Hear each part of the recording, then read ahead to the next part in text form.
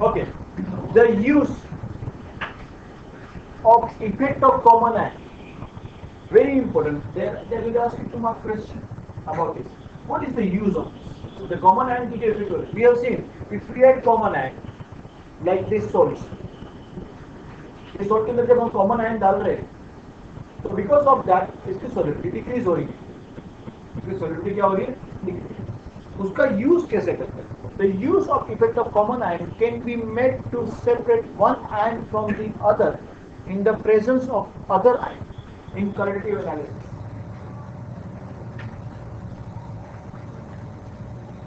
In qualitative analysis, we use this to separate two ions. Let us understand this. It can also be used for decreasing solubility of the components of the mixture. That we have seen already. If you want to decrease it, HCl की solubility को कम करना, we can use this. Solubility decrease होती है. In quantitative analysis, particularly ये वाला example जरा समझते हैं. In quantitative analysis, the solubility product of sulfide of metal ion of second group are less in comparison to solubility products of sulfide of metal ions in the 3B groups ion. Let see over here.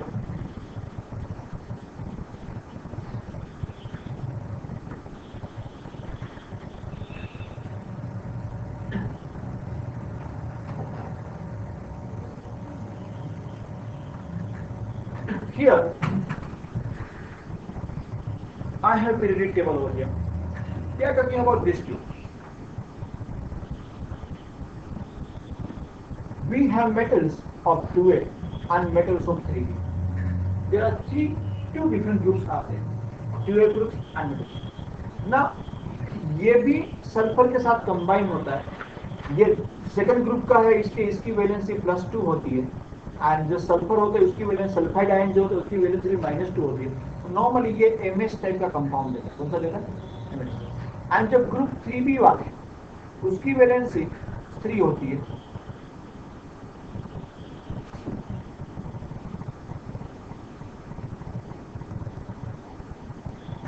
And sulphide की -2 होने की वजह से आपको normally M2S3 का compound. We have two different compounds, एक MS और एक M2S3. okay, आपको ज़्यादा कंफ्यूज नहीं करना चाहता हूँ, इसीलिए मैं आपको छोटे सिंपल फॉर्मूला दे रहा हूँ. और फॉर्मूला ऐसे दे रहा हूँ. Might be stoichiometrically is not correct, but to make you understand. भाई सेकंड ग्रुप वाले फॉर्मूला को हम ऐसे लिखेंगे. ये मेटल सल्फाइड है, सेकंड ग्रुप के मेटल्स कंबाइन हो रहे हैं, और ये थर्ड ग्रुप के MSC ले रहा. सिंपल सा फॉर्मूला, वेरी सिंपल. एक मेटल कौन से? सेकंड ग्रुप में से MS and third group में से भी MS, but 2 and 3 differentiate करते हैं. Is it right? They say KSP जो होता है सेकंड ग्रुप वाले जो मेटल सल्फाइड से, वो थर्ड ग्रुप के KSP अगर आप इसको कंपेयर करोगे तो ये वाली वैल्यू लेस और कंपेरेटिवली ये हाई. कंपेरेटिवली ये हाई होती है और ये KSP लेस होता है. मैं let me write it the other pen so it doesn't erase from its on. ये इसकी KSP लेस है और इसकी KSP कैसी है? ठीक है. अभी हमारे पास क्वेरी क्या है? क्वेरी ये है, इन क्वालिटेटिव एनालिसिस हमारे पास एक कंटेनर के अंदर सल्फाइड से, मेटल के सल्फाइड, सल्फाइड है, मेटल के सल्फाइड. अभी हमको पता नहीं है वो सेकंड ग्रुप के मेटल सल्फाइड है कि थर्ड ग्रुप के metal sulphide. We want to identify the qualitative analysis. क्या होता है? आइडेंटिफाइंग आयन कौन सी ग्रुप की मेटल है, सेकंड ग्रुप का है या थर्ड ग्रुप. सो उस टाइम पे हम ये वाली इंफॉर्मेशन को यूज करेंगे. उस टाइम पे हम ये वाली इंफॉर्मेशन को यूज करेंगे. ठीक है, कैसे यूज करेंगे? Let me explain to you. Okay, so उसके अंदर ये we are keeping this point in mind. Let me explain something else. Okay, हमारे पास, ओके मैं वो पूरा पीरियड टेबल नहीं ले रहा हूँ लेकिन आपको समझा रहा हूँ. यहाँ पे मेटल सल्फाइड सेकंड ग्रुप का भी हो सकता है, थर्ड ग्रुप का भी हो सकता है. ये इंफॉर्मेशन हमारे पास पीछे देखे थे. अरे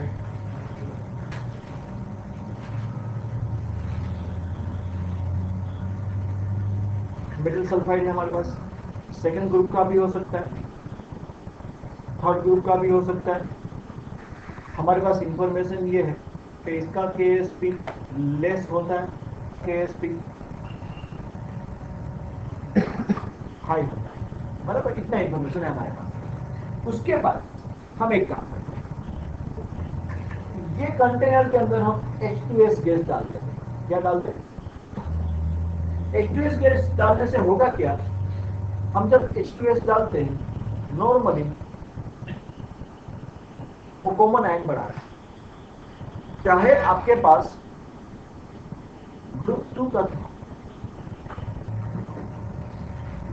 का सल्फाइड हो, ग्रुप 2 का हो या ग्रुप 3 का हो, दोनों के लिए वो क्या करता है, सल्फाइड आयन बढ़ाता है। क्या कर रहा है? सल्फर आयन बढ़ाता है। सल्फाइड आयन बढ़ाएगा तो क्या होता है, रिएक्शन रिवर्स होता है और इसको प्रेसिपिटेट बनना पड़ता है, इसको प्रेसिपिटेट बनना पड़ता है, प्रेसिपिटेट बनना पड़ता है। ओके, बट यहां पे अगर आप डायरेक्ट H2S डालते हो, अगर if you put H2S directly, तो प्रॉब्लम ये हो जाता है कि सल्फर का कॉन्सेंट्रेशन इतना ज्यादा बढ़ जाता है, वो ग्रुप 2 वाला होगा उसको भी प्रेसिपिटेट कर देता है और ग्रुप 3 वाला होगा तो भी प्रेसिपिटेट कर देता है। सपोज फॉर एन एग्जांपल मैं आपको और अच्छी तरह समझाता हूं। हमारे पास दो कंटेनर, दोनों के अंदर ओके मेटल सल्फाइड, एक में ग्रुप 2 है और एक में ग्रुप 3 है। वो तो मैं यहाँ पे लिखा है, लेकिन एक्चुअली ये पता नहीं कि ग्रुप 2 वाला कौन सा है, ग्रुप 3 वाला कौन सा है, हमको पता ही नहीं। इतना पता है इसको से एक 3 वाला एक 2 वाला। और जब दोनों के अंदर आप H2S डालते हो तो प्रॉब्लम क्या है, डायरेक्ट H2S डालने से वो ग्रुप 3 को भी प्रेसिपिटेट करता है एंड ग्रुप 2 को भी प्रेसिपिटेट करता है, दोनों जगह प्रेसिपिटेशन मिलेगा। हमको तो क्या करना था, डिफरेंशिएट करना था। हमको ऐसा कुछ चाहिए था कि या तो वो ग्रुप 2 को ही करे या तो खाली ग्रुप 3 को ही, तब आप आइडेंटिफाई कर पाओगे जिसमें प्रेसिपिटेशन हुआ वो ये पर्टिकुलर ग्रुप का है। बट यहाँ पे प्रॉब्लम सोल्व नहीं हो रहा। तो प्रॉब्लम सोल्व करने के लिए उन्होंने क्या किया, H2S डायरेक्ट मत डाल। H2S डालने से पहले इसके अंदर पहले HCl डाल। क्या करोगे, अभी HCl डाल के रखोगे पहले से आप, तो होगा क्या, H plus and Cl minus का वहां पे आयन होगा, ये काफी स्ट्रॉन्ग है, वेरी स्ट्रॉन्ग।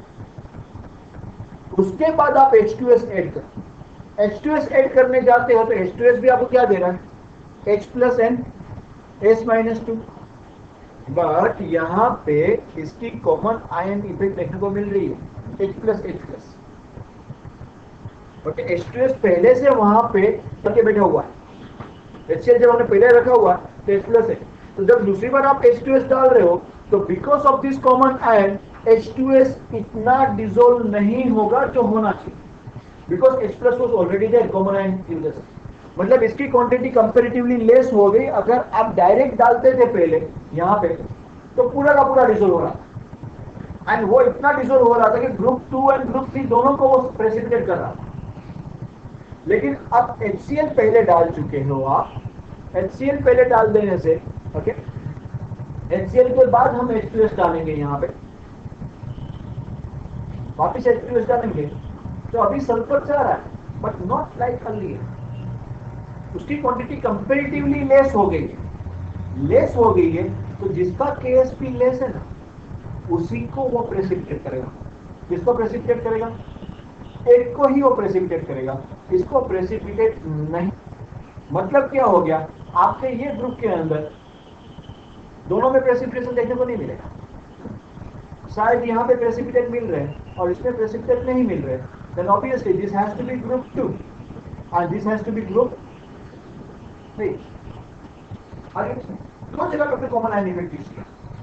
पहला कि सल्फर को क्वांटिटी कम डालने के लिए हमने ये पे कॉमन आयन इफेक्ट यूज किया, बराबर है। उसके बाद सल्फर यहाँ पे कॉमन आयन इफेक्ट की तरह यूज कर रहा है तो वो खाली ग्रुप 2 को ही प्रेसिपिटेट कर रहा है, ग्रुप 3 को नहीं कर रहा है। तो that's what is very important. Okay, छोटा सा टॉपिक है, जबरदस्त टॉपिक, ओके जबरदस्त topic. It's not that quantity का उसका जो यूटिलिटी काफी अच्छी है, अभी जान सकते हैं। In qualitative analysis, the solubility product of sulfide of metal ion of second group is less. Comparison solubility product of the sulfide of metal 3b2. वैसे ही समझ में आने वाला में से नहीं है टॉपिक, जब तक इससे समझाया नहीं जाएगा यू नेवर अंडरस्टैंड। अच्छे बच्चों की इसमें काफी प्रॉब्लम हो जाती है। It's not that easy. अभी कॉलोनी में हम कहीं टेस्ट करेंगे। So therefore HCl is added before adding H2S water to test the second group ions. तो पहले H2S and HCl डालोगे तो because of this common ion available from HCl creates common ion effect on the equilibrium and decrease the concentration of S minus 2. वो S minus 2 इतना ही sufficient है जो group 2 को precipitate करेगा, group 3 को नहीं करेगा. So hence the sulfides of the ions included in the second group can only be precipitated because their solubility product is less. बराबर है कि नहीं, समझ में आया? ये खत्म हुआ पॉइंट नंबर 1, यहां से चालू हो रहा है पॉइंट नंबर 2. यहां से चालू क्या हो रहा है आप लिखिए वहां पे इस तरीके से आपकी बुक के अंदर. इसके अंदर 3 पॉइंट और है, छोटा सा पैराग्राफ है लेकिन वो पैराग्राफ के अंदर काफी important material for your exam. इसको तो छोड़ना ही मत, ये तो लर्न करके जाना ही है. बराबर है कि नहीं? वापिस आते हमारे पीरियडिक टेबल पे.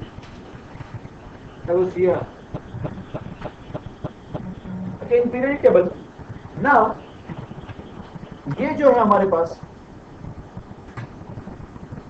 ग्रुप 3 है.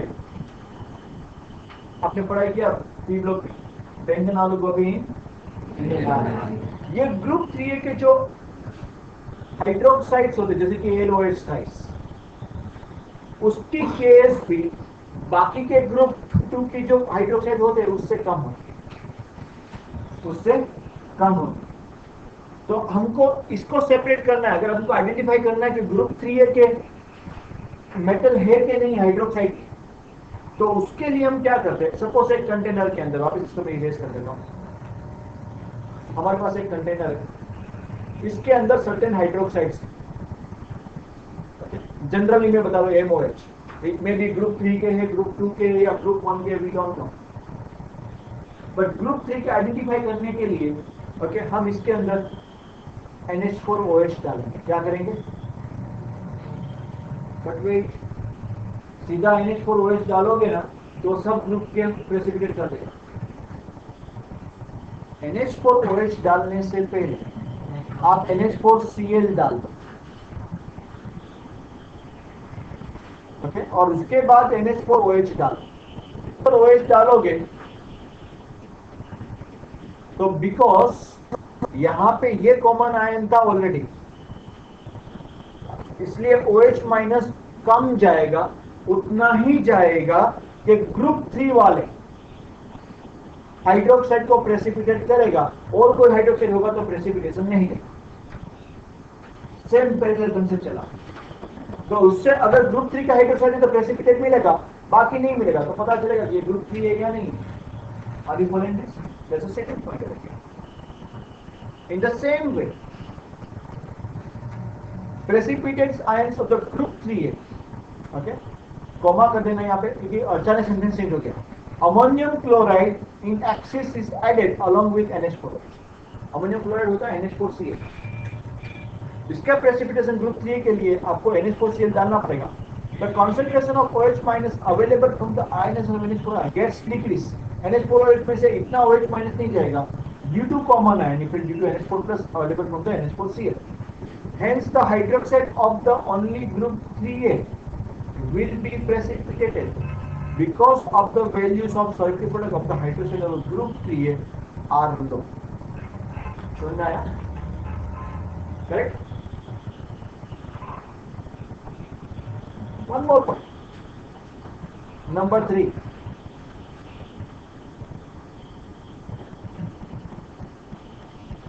तो नंबर 3 आपके पास वो ऐसा है. नॉर्मली हम जो कॉमन सॉल्ट यूज करते हैं NaCl, ओके वी नो हम सी वाटर में से निकालते हैं, सी वाटर को इवापोरेट करते हैं, पूरा एक बड़ा सा हम क्या करते हैं, उसका सोल्ट को इकट्ठा करते हैं, लेकिन साथ साथ में दूसरे सोल्ट भी इकट्ठे हो जाते हैं, दूसरे मिनरल्स भी इकट्ठे हो जाते हैं। तो ये मिलता है सी वाटर में से इवापोरेट करने के बाद, सी वाटर वो प्योर NaCl में है। तो NaCl के प्यूरिफिकेशन के लिए दे डू वन थिंग, एक बड़ा सा टैंक लेते हैं ऐसे, आई मेंट दैट टैंक ऐसा नहीं हो सकता ये तो नहीं ओके, बट डेफिनेटली ऐसा एक टैंक ओके, उसके अंदर